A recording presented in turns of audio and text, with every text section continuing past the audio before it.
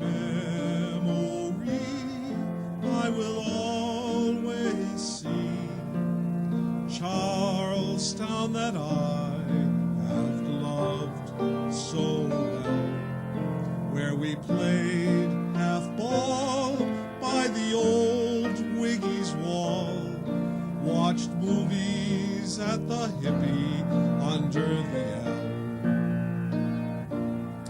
tropping home, waging fights, running. Hi, and welcome to Charlestown and Beyond. I'm your host, Kathy Cookie Giordano. Pleasure to be here with you. Well, here we are. We're into June. Can you believe it? And the beautiful weather that's with us. And we're getting ready to celebrate another anniversary of the Battle of Bunker Hill. The town will be alive starting next week with all kinds of activities for the families. And you can get a list of them in the Charlestown Patriot Bridge. But today's show, I am going to have a very special guest tell you why we celebrate the Battle of Bunker Hill. We have so many great celebrations during the year, and it gets lost in some of them as to why we celebrate, and it's all the activities around them that gets to be important. But what's really important is the Battle of Bunker Hill and what history it played in the Revolutionary War. And I have a very popular young man with me today who knows all about it. I think he might have been at the battle, but I'm not exactly sure because he knows so much about it. So let me introduce you a very dear friend, Jack Alves. Jack, welcome. I love that young man. That's great. When you're almost 88 years old. Oh, God, you're only as young or as old as you feel, and you are great. When you visited my house back in March, you asked if I would tell you a little bit about my book, The Seeds of American Liberty. Please, can we hold this up? Can we capture this on a camera at all? And Jack wrote this book. Where are we? We're over here? Here we go. We want it here. Okay. There you go. Jack wrote this book, and it is so full of history. It is a wonderful, wonderful read. Can people get it? Do they have it at the Charlestown Library at all, Jack? Yeah, I donated copies to the Charlestown Library, East Boston Library, Chelsea Library, all of the cities in and around Boston that were involved in the American Revolution. Great. Which started in Mass Bay Colony. So in Charlestown, go to the Charlestown Library and pick up the copy. Yeah. And if they run out of them, I'll get more. Okay. Basically, okay, I think your listening audience mostly are aware of the battle. Okay, they've heard about the battle. When I wrote my book, I tried to go into some other things, all right, which we'll talk about today. But if perchance somebody hasn't really read about the Bible, the battle, I'd say get the book by Now We Are Enemies by Thomas Fleming, or The Decisive Day, which was written by Nathaniel Ketchum, or Bunker Hill, A City, a Siege, which was Nathaniel Philbrook. Okay, and then you'll learn about that. I think I did a great job in telling the stirring events about the battles at Lexington and Concord, Chelsea Creek, and the Battle of Bunker Hill. But that's really not what my intent was. When you want to write a book, you do a lot of research. And like we talked earlier, some of that doesn't get in the book, okay, the background, all right? So theoretically, what I wanted to do is let people know why the American Revolution started where it did in Mass Bay Colony. So you have to go back to the mindset. What was the mindset of those people who lived in Mass Bay Colony, and why was it different than the colonies out in Virginia and so forth? Okay? So that's in the book. So this is all part of my book. Good, okay. Good. So what happens? So what happens is, you go back into the early. You really have to go back into Europe.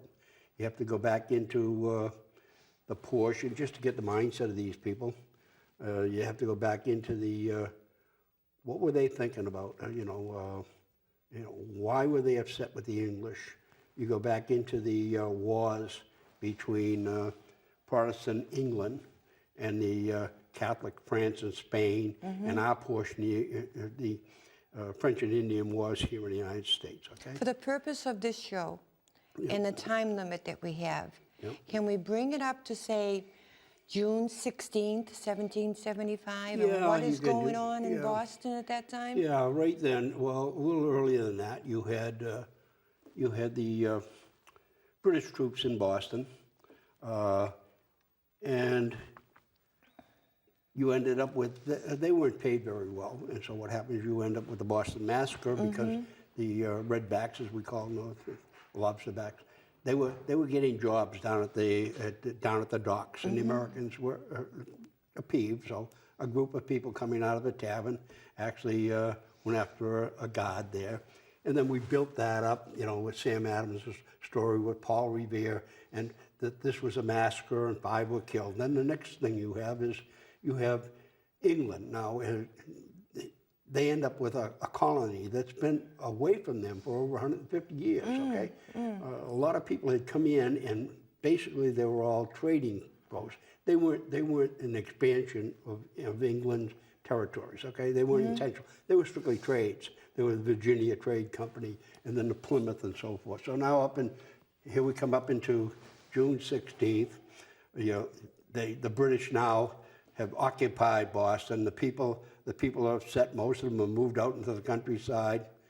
We get the message that the British now are going to occupy what you're calling Breed's Hill or Bunker Hill, okay? And probably they think, I'm not sure of this, that Margaret Kimball, Gage's wife, American wife, actually told Dr. Warren about the attack. So they occupy the hill, okay? And when in the morning... Now, the hill, do you mean Bunker Hill? Now, they occupy Russell's pasture. Oh, okay. The town is located down in where City Square is now. The pastures are up where they bring the cattle every day to feed the cattle. Okay. And there's 3 pastures, and there's Russell's pasture where the monument actually is today. Green pasture where Green Street is. And then you get Breed's pasture, which is way down where the housing project is, okay? So anyhow. So it should have been named the Battle of Russell Hill. then. Well. But let's not go into that That's right. today. Let's Let's go into the battle. The battle takes place all over Charlestown. Yeah. I mean, it's not just in one place. And most of it, the rail fence is where most of the big fighting thing, that's at the base of Bunker Hill, okay? And the retreat is up over Bunker Hill when we run out of ammunition. But the whole importance of this thing was, here we are, a bunch of farmers, you know, Merchants. yeah, and we're gathered together like militias, okay? That we just came from the April 19th attack on Lexington and Concord. We seized Boston. We hear that the British now are going to take the hills, so we beat them to it. And they wake up in the morning and we got the hills occupied, okay? And then after that, for 3 charges, we beat the hell out of the British. Now, I hate that when people say, oh, you lost the battle. Yeah, right, no. We gave them a bloody nose, I'll tell you. They never again did a frontal attack throughout the whole Revolutionary War. And once we did the Battle of Bunker Hill, there was no turning back. All of the patriots that were there had signed away their lives. If the British were successful, they would have been executed. Okay, so it's really important, because if there are 3 in my book. I deal with the 3 epic battles. The largest is the Battle of Bunker Hill. It really should be, it is the greatest battle for American independence. And that's why we celebrate this every year. It's very important. That's right. to do Even that. though we lost it, it took 3 tries by the strongest army in the world. I'm not sure we lost it. Well, That's what I said. We ran out of ammunition. That's right. We did an orderly retreat. Right. The British plan was to come through Charlestown and to go into Cambridge and attack our headquarters. They never did that. Right. They never left that hill, okay? Well, they must have We lost a left lot that- of men. They lost over 1,050 some odd of their officers. Wow. I listed in my book every person of America that died at the Battle of Bunker Hill in order for people who are studying genealogy. I listed all of the Americans that died at Lexington and Concord. Wow.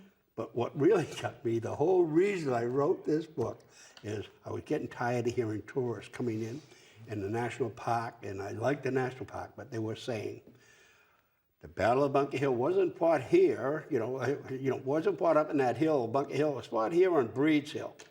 Well, if you asked a townie, where's the Bunker Hill Monument, you would have said Monument Square, right? Right. If I asked you where the training field was, you would never have said Breed's Hill. No, okay? no. I mean, we didn't refer to it that, okay? It was only the new people that came in, and then they'd say, if the Battle of Bunker Hill was fought in Breed's Hill, why isn't it called the Battle of Breed's Hill? So I listed all of the properties that we bought and how much we paid for it and who owned it, and not one of them was ever owned by a Breed. Well, there you go. The name Breed's Hill came in after the battle when they wanted to distinguish the taller hill from the smaller hill. And then, even funnier than that, they're not really hills, they're drumlins.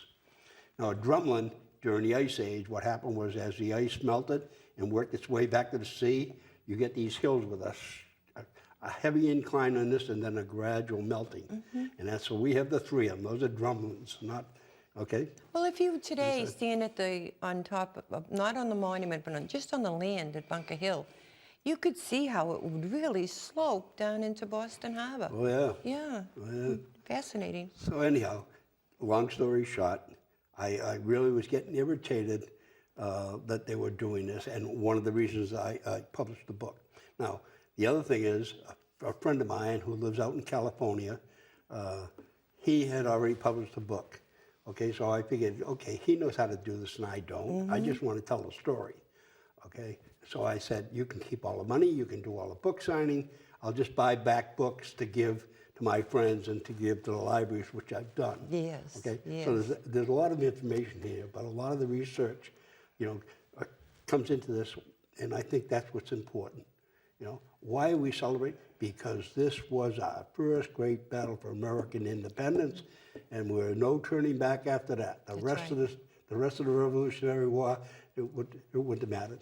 Right. And then you figure out that French helped us.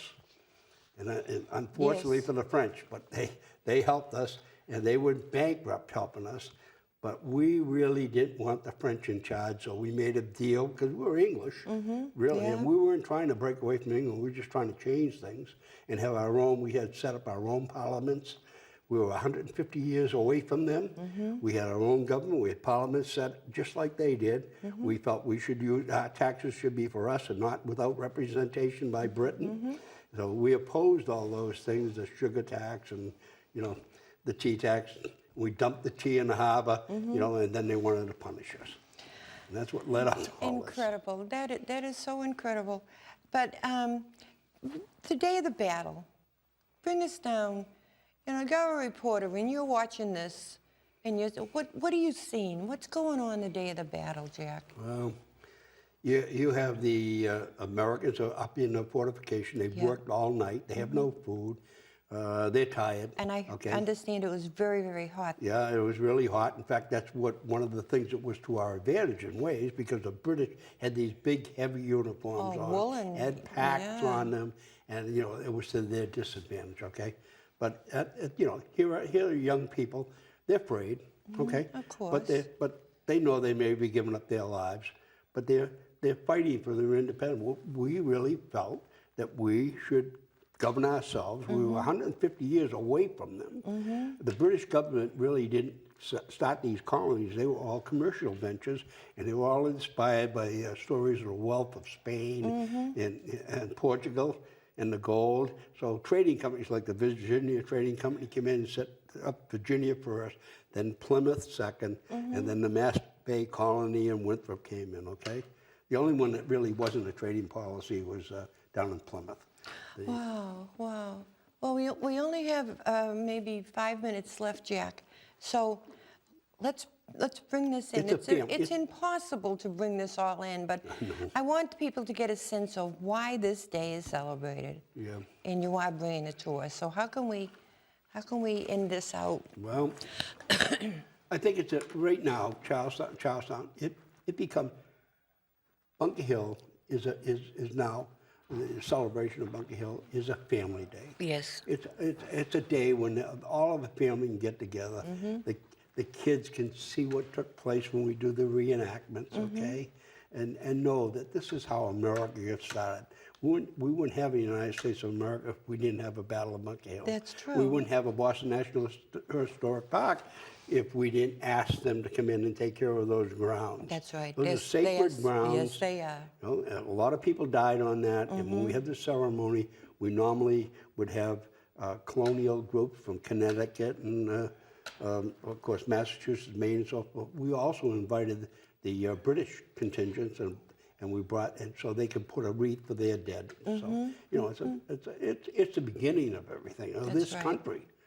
That's how important it is. And every single year on June 17th, and it could be a Tuesday, it could be a Sunday, doesn't matter, the Bunker Hill Monument Association has a ceremony on the hill. And tell me about why do they do that, and what do they do? Well, it's in memory. It's actually in memory. I was past president, Yes, as you know. you I was were. past president Yeah. of Bunker Hill Monument Association, and one of the reasons that I really, you know, get interested in some of this. Okay, but like I said, it's such an important day for our history. Yes, it is. Without that, nothing would have taken place. That's right. You know, so Cookie, I don't know much more I can say without going into, you know, get into a lot of details. Yes. You know what about the ventures and what happened and so forth. But no, that's all in the book, and they can get that.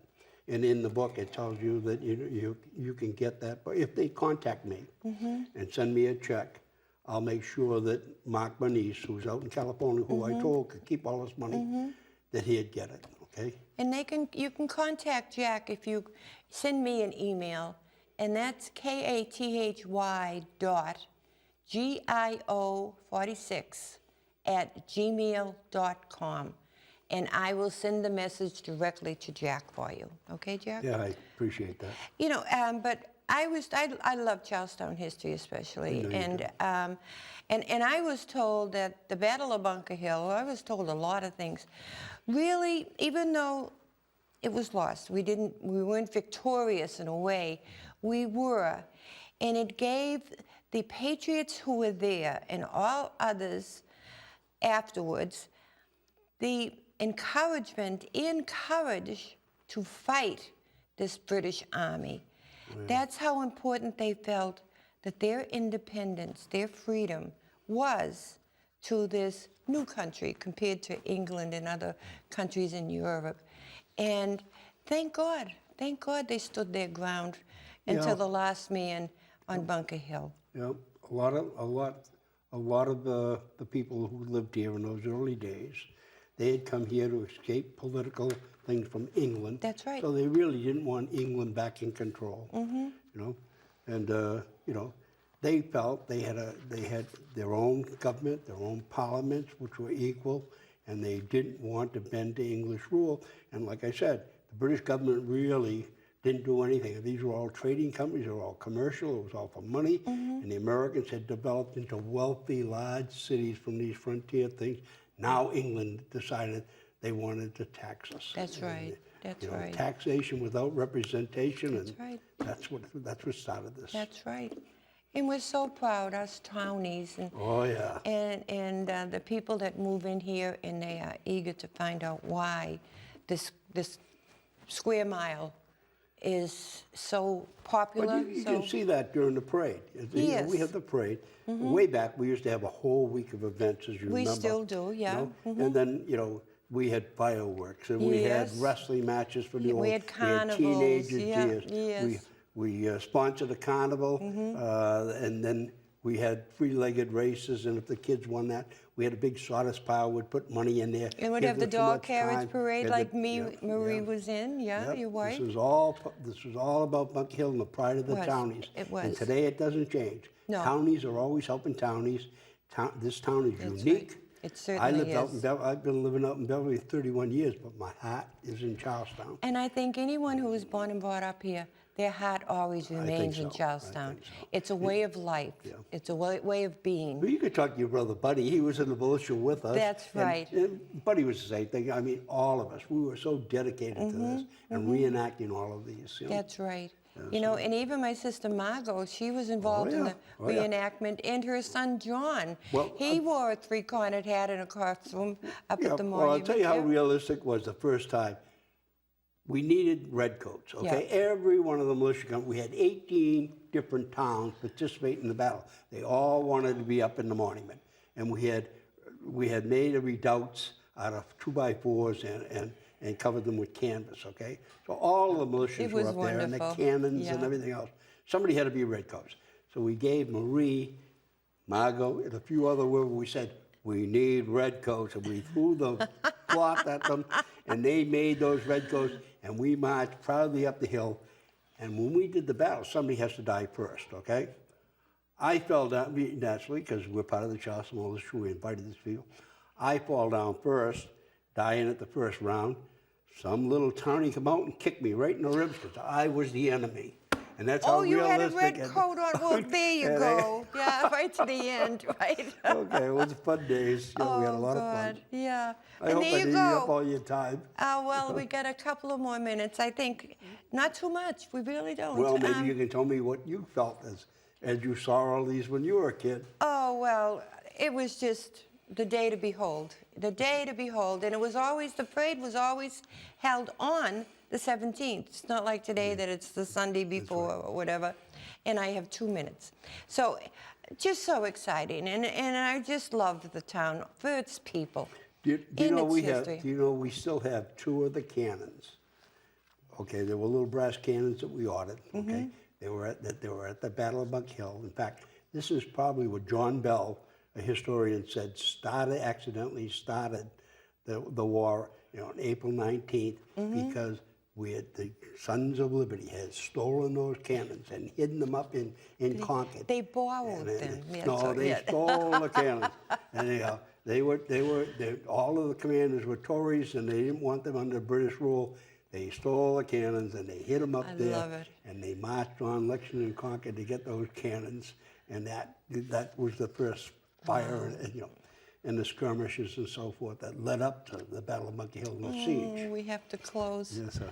This is Hey, this another is great. show that we could carry on, but I want to thank you so much. Thank you so very Thanks, much. sweetheart. Oh my God. And this is why we celebrate Bunker Hill Day in Charlestown. And we want every member of the neighborhood to get out and enjoy all the festivities that are being prepared for you. And also, remember, Sunday, June 16th this year, they're going to have the parade. Gather your families like it was years ago, and it is a family day. There's no public drinking allowed, so you can bring the children of all ages and enjoy yourself, and I hope everybody does that. In fact, this year, one of my charities, I'm going to put a challenge, a $5,000 challenge, that we will match your dollar with $1 up to $5,000 for that parade. Isn't it because great? the parade is paid for by townies and That's not right. by the city. And it gets more expensive every year. Yep. With, of course, the drum and bugle corps, the amount of money they have to raise just Yep. for their uniforms and everything. Well, we could go on and on and on. But thank you so much, Jack. Thanks for having me, Cookie. Oh, you're just a wealth of information. You really are. So until next time, I'm Kathy Giordano, and I want you in Charlestown to listen to me. Continue to take care of each other. So take care. Bye-bye.